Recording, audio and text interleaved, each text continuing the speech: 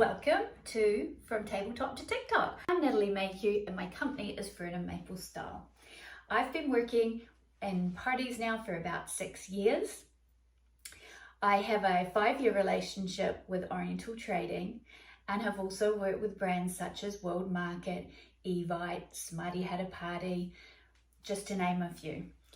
So each brand is a little different, and I'm going to walk you through how I go about creating party content for them. My process, my behind the scenes of how I capture a party I have created and turn that into content for a brand and social media content. Let's take a look at images first. One of the first things I do if I'm working with a new brand is go and take a look at their website. Specifically, the blog, for example. If that's where you're providing content, then I want to make sure I understand the look and feel that they are representing on their site. The next thing I'll do when I'm working with them is ask them for their style guide. Now, this is usually a document that they can give you, and it'll give you all the information like the look and feel that they're looking for in an image, as well as the basics like the size dimensions, lighting aspects, do they want vertical, do they want horizontal, fonts, colors, and in terms of write-up, if you're writing content as well, it'll probably also give you the vibe that they're going for, like the type of talking voice that you can be using, whether that be casual, whether it be funny, helpful. There are all sorts of different ways that you're going to be asked to do this. When I'm looking at providing video, I'm going to go to their socials. This is predominantly where you're going to find that video content. You're going to find it in their Instagram Reels, if they have a TikTok account, and even YouTube. I'm going to visit here and get an idea of what they're looking for in terms of lighting, the vibe. Is it short form video? Is it long form video? Are they fast paced? Are they slower paced? Are they spending more time talking to their consumers? Get a real understanding of how they want to communicate. Essentially, you're the voice of the brand. So understanding them is crucial in providing them with the content that they want to see. I also ask, and make sure I continue to ask plenty of questions. I'm asking, what does success look like for them? What are the key elements that they're looking to show in the content that I'm providing? What are they particularly trying to highlight? Having an understanding of the particular products they're trying to sell, how they're going to be used. For example, if there's a new range, what is the clientele they're trying to appeal to? Are we looking at a kids party? Are we looking at a bridal shower vibe or a baby shower vibe? And then I'm going from there. If I'm working for a brand, what I'm usually doing when it comes to a party setup is showcasing their product. How would I put it together on the table? How would I expect the consumer to do that? Give them ideas or inspirations on how to pair things and coordinate them together. If they're looking to host a certain party, I'm going to be providing them with a shopping list of items from that store and then showing them how to put those together on the tabletop. Let's talk photography first. When I do a party setup, I'm looking at capturing certain images. What I suggest is actually writing up a list of all the images that you need to capture. Now, this could be part of the brand's style guide where they tell you what photos they want, like they want a wide shot of the overall, they want a place setting, and they want a full table, for example. And then also having your own list. For me, it's quite an extensive list of what I want to capture, and I'll find that I take the same shots every time, layering in a few extras depending on the particular details of that party. So I start with my wide, full party image, and then I slowly work my way down. I like to think of the write-up that I'm doing as I'm photographing. So, for example, I'm going to introduce the party concept as a whole. So in that case, I want to have a view of the entire party. So that shot should include the dessert table and backdrop, as well as the eating table. If I can, and it's feasible, I'll also include like a photo booth area, so I have that one overarching shot. Sometimes if it's really big, it's going to have to take two of these. Then I start narrowing focus, work my way down. So for example, the tabletop, I would stand over the table, and that is my first tabletop shot. I'm going to want to capture the full layout of the table from a bird's eye view. Then I'm going to want to stand in front of the table and capture the entire table within the horizontal lens and from front to back. Then we're going to zero in on different areas. There will be the centerpiece shot. If I have side pieces, for example, candlesticks at each area on the side, I'm going to take the full centerpiece shot without the place settings, including the candlesticks. Then I'm going to narrow in to get the centerpiece. When it comes to the place settings, I'm going to start by taking the full place setting. I'm going to narrow down on the plates. I'm going to take a detailed shot of the cutlery and the napkin combination. I'm going to make sure I have a shot of the cups and any side plates. Also, which is very key now, especially, I used to capture predominantly horizontal shots, but one of my big tips is make sure you do vertical and horizontal now. You don't know what in the future you are going to want to turn into a reel, for example, or a TikTok, and those images will translate really nicely into different social media depending on which way you shoot them. Again, if you're shooting a lot of vertical, that's not going to translate very well if you want some cover images for YouTube. So each shot you're taking, look at it from both the horizontal and the vertical. Next, any little details on the table. So I'm going to change my lens from my wider lens and go into a tighter lens, and I'm going to take shots of, say, the details on a place card. If I have put a ribbon around knives and forks, I'm going to take that detail. If I've put something little as an accent piece, I'm going to take a photo of that. I'm going to zoom in on any details on a plate. So for example, if there's wording on that plate, I'm going to capture that.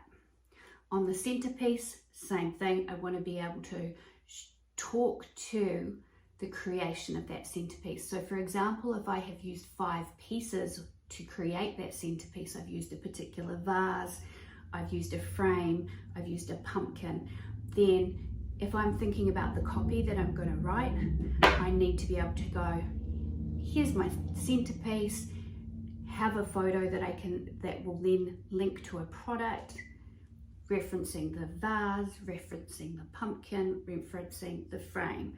So I might not use all of them, but I want to make sure that when I'm linking out in my copy, there is an image that is going to work for every single product on that table. Here's a tip when you're photographing the table.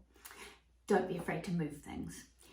Right at the beginning, I used to set that table and it was just perfect how I wanted it. So I didn't want to move everything, and I was taking the photos and I just wasn't capturing some of the elements. So when I was narrowing down my focus, I might have had, for example, this and this together, and by taking this away, I'm going to get a better shot of that product. So always think about the products that you're trying to show off, and although the setup may look perfect, you may need to break apart items or separate items on the table just so that you can get that perfect image of that one thing.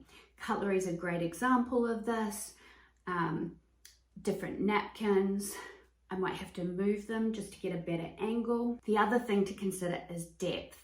So when I am taking a photograph, let's use these as an example again. If they're here, that may look absolutely fantastic in person, but when I'm looking at the shot itself, it may capture better here. So you may have to move items in or out, sideways, just to get that look in the picture. I always recommend taking some shots and then having a look at them, okay? This is before you keep going on and before you take down the setup. That's probably my number one top tip. The amount of times that at the beginning, I would take that bird's eye view and it looked great, I'm taking the shot, and then I'm in the editing process, and what do I see? Like, I call it my tick, because something will be off, and it doesn't even have to be off very much, or it's a line that's not going to be quite straight, because once you get it in the image, you're going to notice that that line is not straight. Change it. So I always take a few tester shots at the beginning of each of the different areas and look at them on a bigger screen so I can identify anything that doesn't seem quite right. So I think it's time to take a peek behind this witch's curtain. Yep, I'm going to show you the other side. How do I get this lighting so that my photos turn out bright and crisp and perfect every time? Let's go. I am always using my camera. I'm using two different lenses here, a wide angle lens, and I've got a close-up lens. The thing I wanted to talk to you about this is because for those of you who might find yourself limited as to where you could shoot, I'm actually in a basement room. I have a very small space. There's very little lighting, and I painted it white, which helps immensely. But then the continuous light boxes that I use for video, which are great for motion, combined with the ring light. I don't need it as bright a light, and when I edit, I can work with that. But if I'm doing detailed table work and images for a party, I really need much brighter light and more focused light. And I'm in this basement space. I use a flash system. So I have this on the top of my camera, which is the flash controller, and then I have two of these flash on either side, so that take the place of my soft light on either side, and they are pointing inwards and upwards and reflecting off the ceiling to bring the light down on my tabletop. And then I have this diffuse light, which takes the place of my ring light, facing the party, and again facing upwards to reflect the light. So what happens there is every time I'm taking the shot, I'm getting a much stronger and brighter burst of light than the soft continuous light of the video lighting that I'm using. This is great because it is really making sure I'm lighting up the details on a place setting. I'm getting a lot more light and more light that I need, and it's still consistent. It gives me the same continuous look, but it's much more focused. So if you are working in a basement and you are struggling with the lower lighting that the video lighting is giving you, this is a great option. You also don't have to shoot on as higher ISO, so the detail is much more high def when you use that option. Especially party content like myself, DIYs, crafts, you'll have noticed over the last wee while a significant shift from images. We were all comfortable with the Instagram way of life and putting out beautiful image there of the completed product, and we would do step-by-step photos of our DIYs and write the explanations, and we've seen a significant shift now towards video and short form content, most especially driven by TikTok. So I have had to, over the last, when did I start doing that? In January. From January, I've really made a focused effort to move from just creating images and moving into short form video. Now, this has been quite the learning curve, but it's been going really well. I started off with the big resounding number of 36 followers on TikTok, and I got to nearly 18,000 now. So this is to let you know that it's possible, and that I have made a ton of mistakes, and don't be afraid to do that. The beauty and the thing I'm actually loving about TikTok is it's a very authentic place to live, and it's all about experimentation. So I thought I'd give you some of the tips and things that I'd learned about translating my content into the TikTok universe, and in turn Reels as well, because obviously Instagram is also seeing that move. The difference I find between the two is with Instagram, I'm looking at a much more polished video, or if I am showing that video, I have a cover, like a real cover that still fits the aesthetic of my feed. Whereas TikTok, I can just point, click, shoot, release. You know, it's a lot more forgiving environment.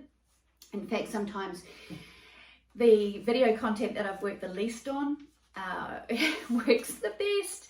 There was one situation where I was driving home from dropping off my daughter, and I grabbed my son. I'm like, quick, I have an idea for an adult Easter egg. I'm going to put some candy and a mini drink bottle, like alcohol bottle, inside a mini cocktail shaker. Let's go. He came over, we filmed it, took about 30 seconds, and it was one of my most popular posts. Now, you can get demoralized because the ones that you spend hours on don't go anywhere, or you can just go, yay, that one worked.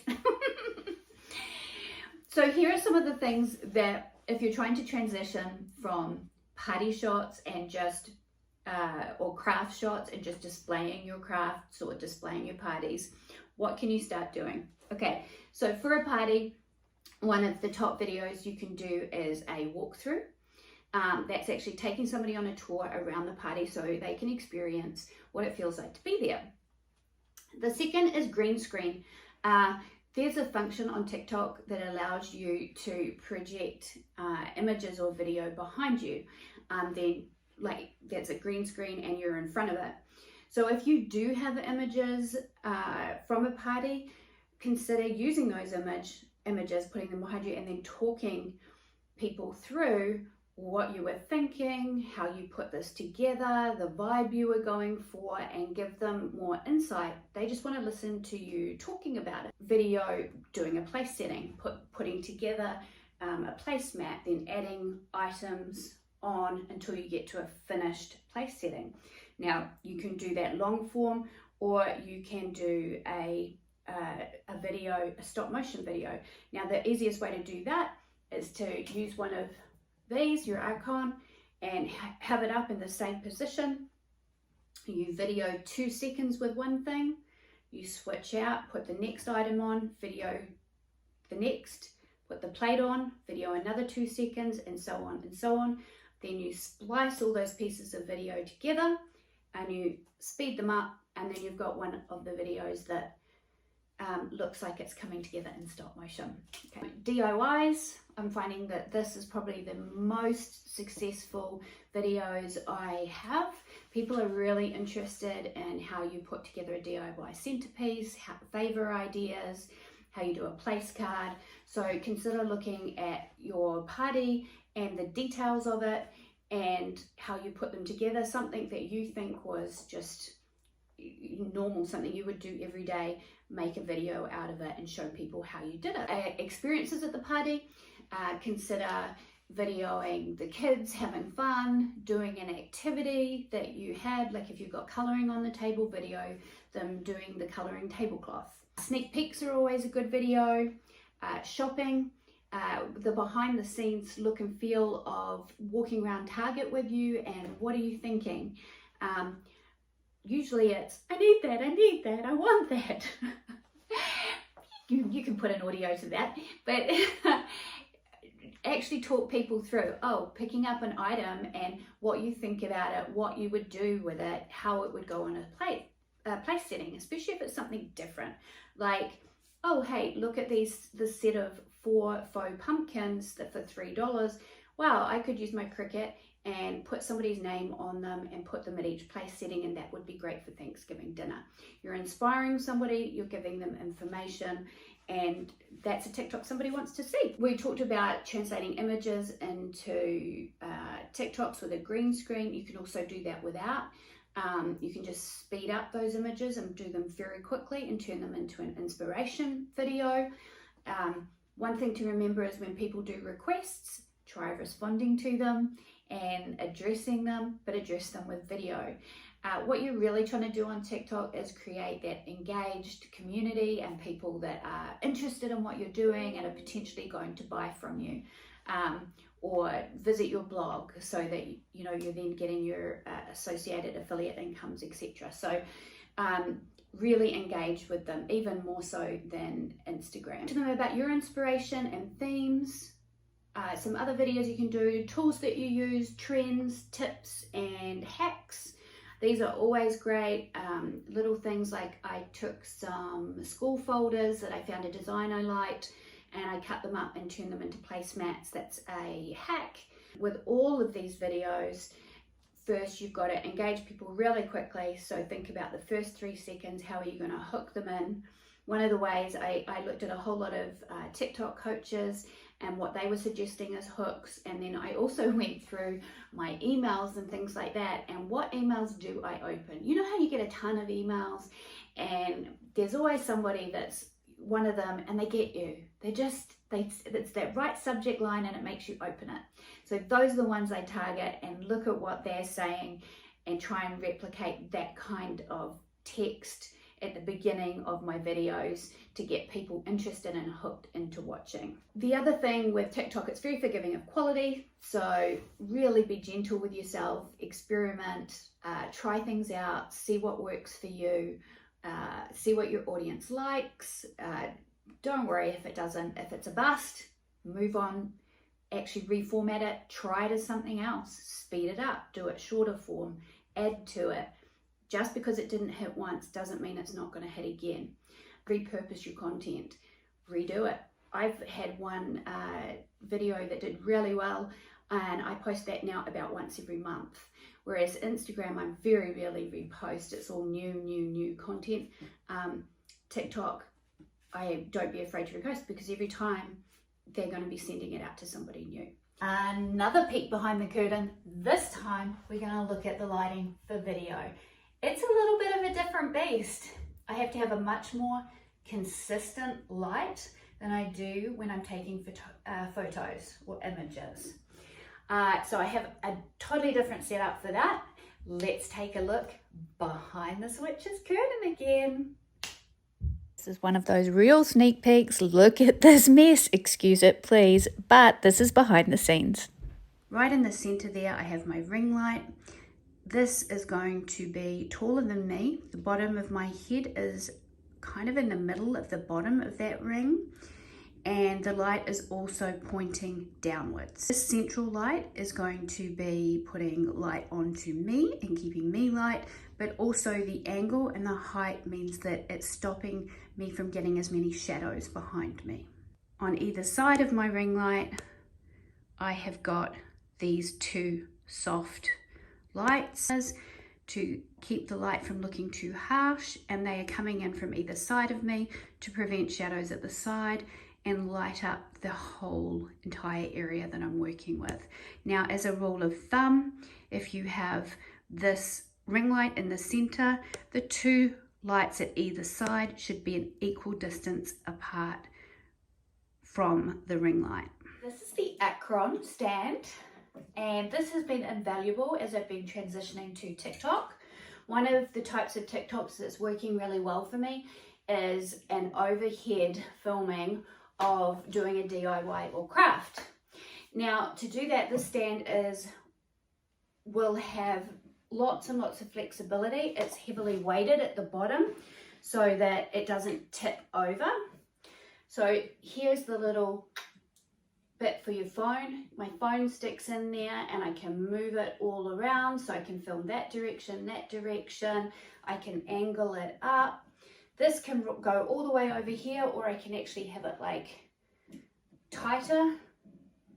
This portion here goes up and down, so it can raise depending on how much of this I want to show. One of the questions I get often asked when I recommend this is, oh, what about the big black base? What is that in the shot? Well, usually it's not in the shot, but if it is, there are a few things you can do. Number one, I actually film with foam board on top, and the foam board covers that part of it. I also have added napkins or something related to my shoot if I'm doing a flat lay or something like that here. By far and far the most effective though is I just pop the stand on a chair and I push it in and then I raise it higher, and then I can still work and I actually have no base showing whatsoever. I can put that to the side.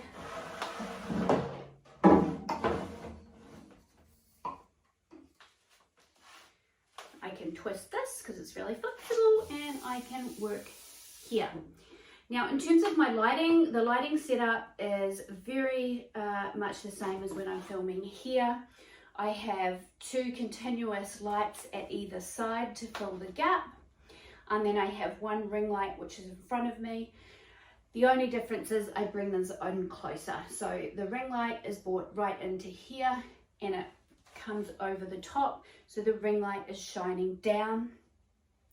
Often I'll put especially if I'm filming something that has reflection in it, I'll put a white soft diffusing screen over the top of that. That works really well. And then I have my soft lights coming in from either side, and they are lower, they're about here, shining in, and they fill in the gaps. If you're doing very detailed work, I have smaller lights that I can put in, but these big ones are working really well to give me a full light. And that is how I do my overhead shots. When I'm doing video work, I find the iPhone is working perfectly for me. So I use it for my overhead work when I'm filming my hands. I use it for this type of work when I'm talking to a craft or walking through people through something. And I also can handhold or use, I actually take this out of its stand like this, and I put my phone in it. So it's got double purpose, and I use that to scan across the table or do my balloon arches. And that way I can video the party setup, not just with my hands, but with this, which you'll find is remarkably a lot steadier. My son even commented, "Oh, you're getting a lot steadier." And I'm like, no, I'm actually using that. So this works really well. Interrupting here to show you the Pivio, which I've been using to film this segment. It has an inbuilt level and it follows me around the studio using an app on my phone. It's fantastic. Got all your video and you want to edit, but how? This was a bit of a journey for me at the beginning. I will hands up tell you, I had my 14-year-old help me with this. And now I'm totally comfortable with it. So that it is possible. You can teach an old dog new tricks. Seriously. There are several different editing apps that I use. I now actually even prefer editing video on my phone as opposed to on my computer. Whereas images, I'm on my computer and I'm in Photoshop and Lightroom to be editing. When I'm editing video, it's purely on my phone. I predominantly use Video Leap, and it's from the Lightroom Photoshop family. I find that the functions on it are very similar to what I would see with photography, like a lot of the adjustments. So it's a lot more intuitive for me to use. You can split up parts of your video, you can layer it, you can add fonts and texts, pretty much anything you need to do, you can do on there. The other one I heard recommended a lot is Splice. I don't use this myself, but apparently they have a lot of really good effects. The other one I do use, and this is the one where I always get my 14-year-old to help me, and that is transitions. So when you if you have a look at my party video, you'll see me do one, and that's where I went like this, and I went from no backdrop to having something behind me.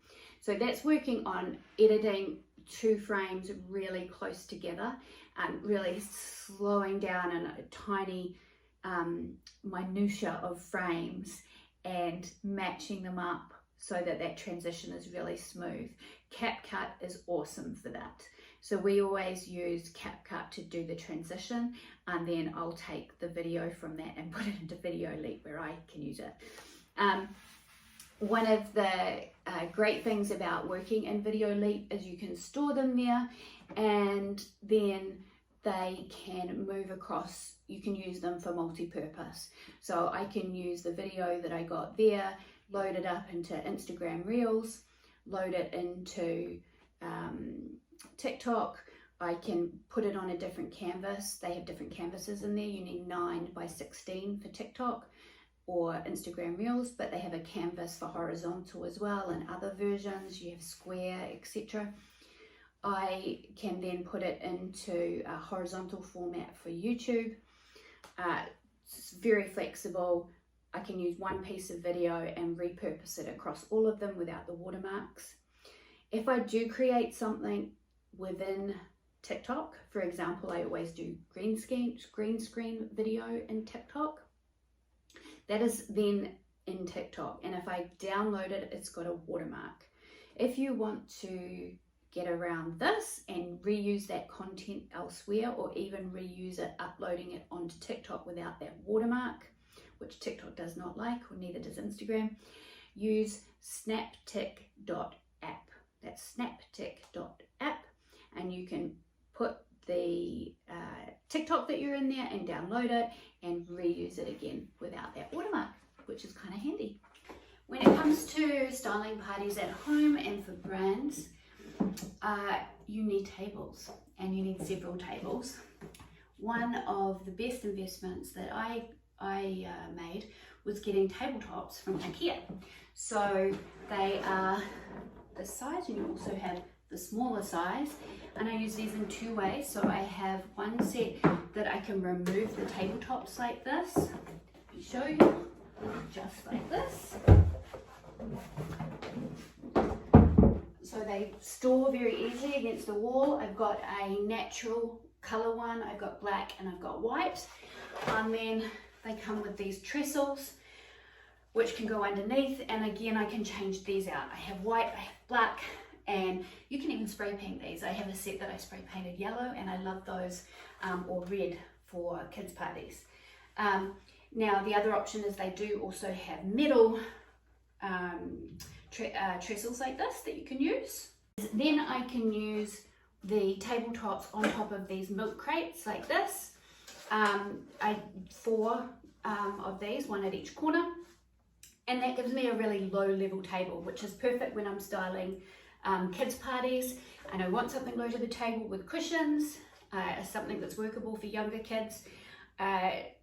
You will find these are really super sturdy as well, again affordable, and they double as storage at home for all your props. Another way to use these tabletops from IKEA, this is the smaller size table. There is a smaller and longer one again, but I really love this size for dessert tables, and it fits in my space. And so rather than use the trestle, is you can buy these pin legs from, I bought mine on Amazon. I have them in gold and black. Now I tend to keep them on for a while. I'm not interchanging these ones as much, unlike the trestles, which I can just constantly be doing all day if I want. But these, because I have to screw them in and out, I tend not to do those so much. So I have a really classic pair that's up all the time, that's going to fit a lot of things, and then I just change them out if I'm doing something a bit unique. So I have multiple sets of pins in different shades and flavours. The other thing that's a necessity when you are styling parties for content, chairs. If you want to make the party look like a party, then you need to have chairs around the table, and that's actually been a request from brands before. They like to see that people could actually be sitting in them, and then a lot of times I do take photos with the kids in, or myself, or other people, so they need seats. So there's been a lot of trial and error on this. I used to have, I tried out the white chairs. They're a real retro look, but they don't stack, so they're not very they're not very storage friendly. So the two that I use predominantly the most, I have 6 of each, are ghost chairs. These, you get them on Amazon. actually for a decent price, for $6. I have those at my store too. And also the more formal, I can never say this, Chevalier chair style, again in Ghost. Now these have been my go-to, and I will keep these forever when it comes to styling photos for styling parties, because they not only do you capture having chairs in there, they are very light and easy to move around, and they don't interfere with the aesthetic of the party. So they've both got backs. You can actually use vinyl on the back of this one, which I've used words or names and things on the back of those before. With this one you can tie ribbons, you can do seat backs for wedding shoots, so very flexible. And yeah, they're not going to get in the way of your picture because they're see-through.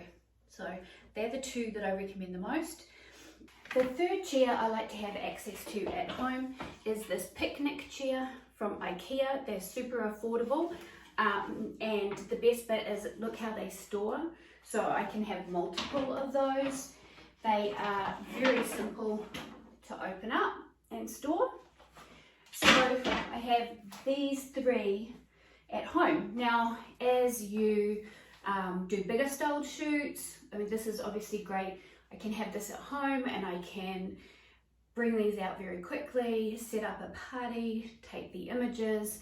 I don't always have to do a big styled shoot, but when I am doing a big styled shoot, and especially if you're coordinating with multiple vendors, that's when I'll reach out to rental places that I have a relationship with. So I have spent time visiting, talking, you know, and collaborating with local vendors. So I suggest in your region, taking a look, especially love, you know, rental places that have like the vintage vibe and their smaller scale. They're fantastic to work with, and there can be a lot of imagination there together so that you're highlighting everybody's products.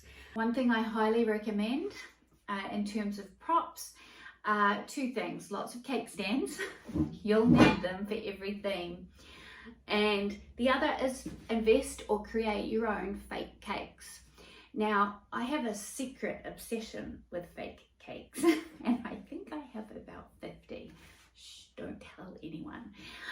This is one of my favorites, and it's of course from Halloween. And as you can see, it's just hollow inside. I outsourced this one, and there's a fabulous company called Confection Deception, and Alison makes all the types of cakes, and she'll do them to order. This is also a great idea if you're actually having a party and you have a few guests and you want to serve like a small amount of cake, but you want to have the elaborate looking cake. A fake cake is a great way of still having a centerpiece cake that looks amazing, but then you're only cutting in and serving a small cake and not wasting a whole cake. So they have multi-purposes. Let's talk props and rolling carts. Rolling carts are the #1 utilitarian prop that I have in my studio. I think I have about 10. There is one for everything. If you check out my craft segment, you'll get an insider look into the rolling cart that I use for balloon garlands. It has everything that I need to do a garland, from balloon pumps to different types of hooks, etc. And then when it comes to actual styling, then I have 2 carts here. Now the first one is for flat lays. Those of you taking images, you'll know exactly what I'm talking about. But if I'm taking a solo picture of a table setting, of a napkin, of a particular craft that I've created, I never just take a photo of that item itself. I'll bring out my table like so, and I will put the item down that I'm working with, and then I will make selections from this cart and add items like little spiders and what have you. onto the table, and then I'm looking down through my camera from a bird's eye view and putting these little items around the object to make it look visually how I want it to look. So this really is not supposed to detract from the item that you are shooting. It's supposed to emphasize sort of the vibe of it. So think about items that reflect the party element, for example. Like if I am doing a place setting, I'm going to flat lay. Straws are not going to show up very well like this, but if I've got a flat lay, I can have a boo straw and lay that down on the table setting. So I'm looking for items that look great from a bird's eye view and represent that party feeling. Other items I use on a regular are little pennant flags, witches' hats. Flowers are a big one. You can use these flowers along your table setting. I use disco balls. I always have plenty and in different colors. Then you've got things like fangs. As you can see, this is totally seasonal. So what I do is I swap it out, and this is my Halloween card. So once I'm done with Halloween, all of this will come out and it'll be a Christmas and holiday card. So, and saying that, all the florals that I have here are related to Halloween, and like I said, the witches' hats and little witches' brooms and feathers, and all the florals are black and related to Halloween. That'll change out to more seasonal colors for holidays. And then talking Halloween, I have a jar here of spiders, fingers, bugs, all those little delights. I have crows and bats, paper crows and bats. The great thing about a cart is you can add extra things. I'm always picking up the little cloths, or we call them tea towels, but I think you call them something different in the States. These are great around a flat lay. So I'm always picking up these ones with writing on, and you get little pictures and designs, and these can hang over your cart. I'm sure you've seen a lot of images with wooden beads, so I always keep a couple of sets of wooden beads. I have some natural ones that I'll probably bring out more for the holiday season. Then I have little potion bottles. These ones were fantastic. These were from Dollar Tree. These are from Target Dollar Spot, and these ones from Target also have little bits of confetti and mini pumpkins and all sorts of things in them. So these are really good for flat lays.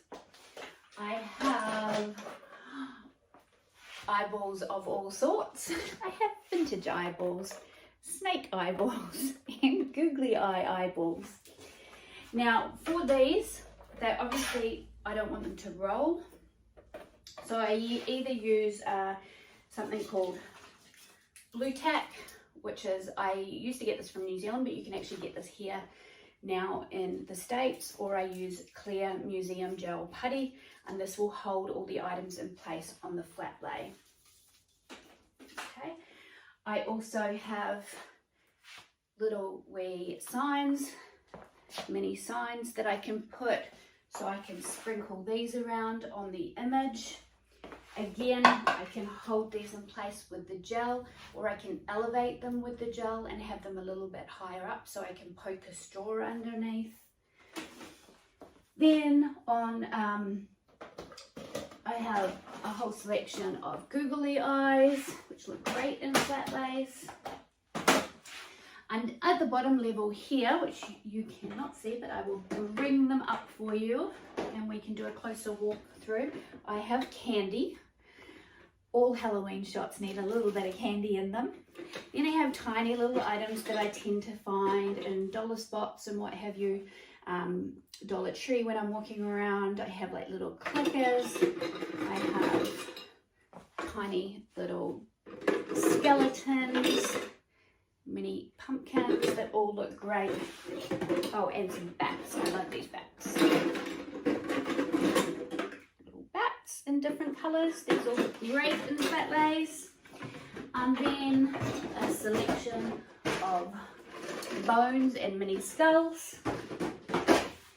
This year I was doing a alien theme, so I also have a whole selection of alien fingers and mini aliens, glow in the dark alien heads and stars, etc. that I used in the flat lays for those. So that you might like. And the number one essential item, which I saved the best for last, is for flat lays, is confetti. I mean, it's not a party without confetti, right? You can get some fabulous confettis now, like this beautiful confetti here, this color, and here's another Studio Pep, is a new kid on the block. I love their confettis. The colors are gorgeous, and Festive Fetty is actually another one. She'll custom make confetti for you with all sorts of different shapes and things in it, and then I'll pick up little bags of confetti that might be themed. So I have little cobwebs and skulls here. So I'm always looking for little items that I can pick up, or confetti that I can add to my flat lay cart. You can add hooks to it on the side, and I'll keep a little bit of creepy cloth. I've got fur. I've even got a set of haunted dungeon keys. And my little ghostie holds all my straws. What else do I have on here? I have some floral foam, just in case I need to make the flowers spread out a little bit more. I've got some wire to hold things together, and I have some pins as well. So, oh, and lastly but not least, a steamer, because you never know. There's a many time I go to get that napkin out and do a napkin fold, and I have a wrinkled napkin, so I keep my steamer close at hand. So that, my friends, is my styling cart, and I'm always adding to it, but it's one of the first things I do as I move into the season. Number one is usually cleaning up the past season's work and cleaning up the studio and putting everything away so I have a clean slate, and then I put together my new styling cart. So that's the small one that I use for flat lays. And then I have a larger cart, as you can see here. It is quite large. This is one of those fabulous vintage finds. It's come all the way from Australia, actually. I bought it there. It was a medical trolley, and I absolutely loved it and fell in love with it. And it is now my prop trolley, or my prop cart. Now, again, this is refreshed at the beginning of each season, and this holds my larger props. So when I am setting up an entire party, not just a single item or craft that I'm flat laying, I'm actually doing a full tablescape. These are items that I think I like to have at hand to add to the ambiance of the table. So I design a party table and how I think it's going to look, and when I actually put it in place, I'll come to this card and I will look at pieces that might work and add little accents there that really make that table pop and just look like it's more used. So that's kind of what I'm going for. I'm going for a much more authentic look in the party by adding these items. This also has the current parties I'm working on. So on these levels here, I will have all my napkins. I'll have my plates of the current themes that I'm working on. So as you can see, upcoming, I have the theme that's matching this one, the Witchy Poo Hocus Pocus theme, of course, because Hocus Pocus is coming up. I have ghost plates, and sneak peek, I have a mummy theme coming up, and different types of cutlery. This is the cutest cutlery. Have you seen anything like Muffet? And all the cutlery has little witch's bones. Isn't that adorable? So I'll also keep on here, I love using these. These are bussing trays. I have bigger ones for different themes, and I have these smaller ones that I put on here. This is just full of pumpkins, and I have pumpkins of all sorts of shape, size, color, as well as tons of white ones because they can easily be sprayed. Gum dispensers, potion bottles, Target vines. How good are these? Kitty cat. I'm thinking this is going to be good for Hocus Pocus. Mini cauldrons. More potion bottles, because one can never have enough potion bottles. I'll have spell books. I'm always picking up spell books. And the other thing I have a ton of are candles, because I love the look of candles on a party table. So I have a different variety. I have the pillar candles, and you'll also find little stands for those. And the other things I'll include on here are garlands. There's a trick or treat one. I've got some boo letters, glittered boo letters, little fans. And finally, I'll have a lot of my glassware or drinkware that I want to incorporate. Now this also works for a single setting when I'm doing a flat lay or a single setting shot, in addition to party setup. And that, my friends, is my prop styling cart that is with me constantly during Halloween. Thank you for joining me in this session of From Tabletop to TikTok. I'm always open to questions. Let them at me. If I can't answer them now, I'll be sure to get back to you with the answer and find out for you. Thanks for joining.